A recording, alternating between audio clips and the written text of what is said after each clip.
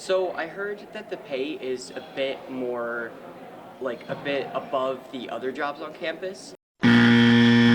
That's just another student's idea of the dining hall experience. Student workers are paid $14.20, as that is the SUNY minimum wage.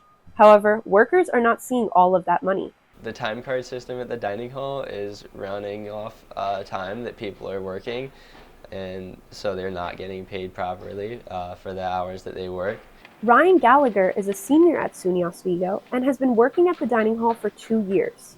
He was the first to bring up concerns with the time card system. The way that it works is that it's set up to round the time in increments of like tenths of an hour. And when I first noticed that, I was just like interested in how that works. So in April 2023, he did something about it.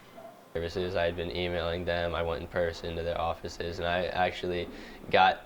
obtained all of those records. I got my time cards from the past 2 years. Like, did some math. I compared it to the way that they had been rounding to the way that they're supposed to round in accordance with those standards. And so I could actually walk in and I could say and I could show the director and be like, hey, here's this issue. Here's how it's affecting people. Like, I've got the math, I've got everything calculated and sorted out right here. This is the amount of money that I've lost over the past 2 years as an employee. His commitment to getting paid worked out in his favor. Last spring, and it was like, hey, like, we've looked over this based on our evaluation. We've determined that you were underpaid by X amount. It was about like $100, and at that point it had been maybe like a year and a half that I'd worked there. When Gallagher was able to receive compensation, he was also told the system would change. Now we're headed towards the end of the semester.